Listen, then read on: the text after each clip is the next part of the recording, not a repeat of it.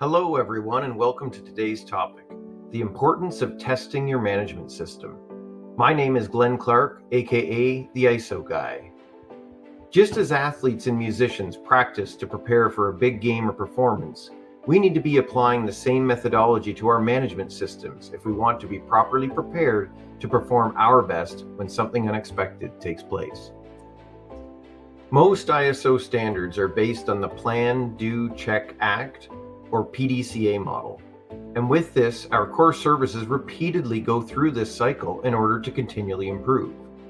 We recently did a video covering internal audits that I will link to, and internal audits do a great job of reviewing if we are following our processes and if we are getting the desired outputs that we are looking for. But what about our support processes that may be rarely relied upon? Think about things like an information security breach, a product recall, or a serious injury. How many times have you actually executed on the plan that you may have in place for these hopefully rare but potentially company-altering occurrences to know how you will perform in the ultimate time of crisis? Some standards include a testing component, but the depth that they go into can vary, so let's take a look at them. ISO 22301 for business continuity is the most explicit in terms of requiring testing of the business continuity management system. ISO 14001 for the environment and ISO 45001 for health and safety require emergency preparedness, which includes testing where practicable. ISO 27001 for information security requires that we test our backups, test changes to our business critical applications, and that we perform security testing during the development phase. ISO 9001 just says that the organization should decide what should be monitored and measured with no specific requirement to test anything.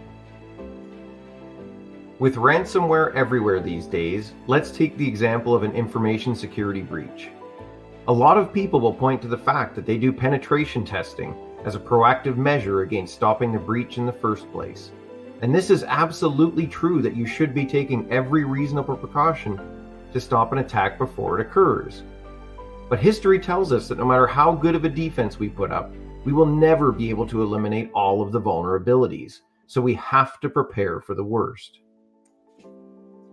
So would you know what to do in the event of a ransomware attack? Do you know who you need to contact? Do you know what is required of you under your insurance policy? Do you know what you need to do in terms of preservation of evidence? Do you know how to get the bad guys out and know they are out?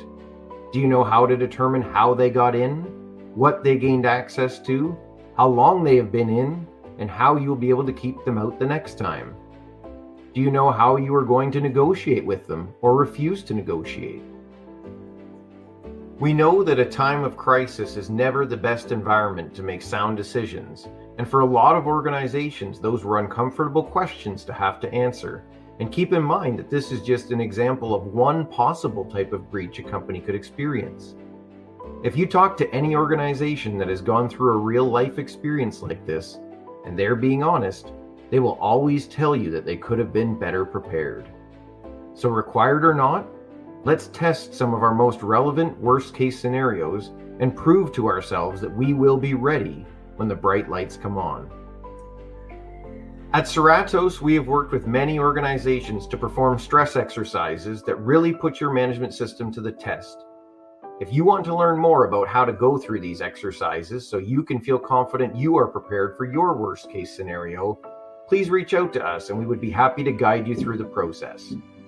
I strive to bring you entertaining and educational material in a very concise format.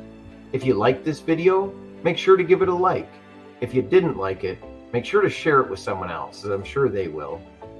Please comment below what you learned from the video, and let me know if there are any topics you would like to see covered in a future video.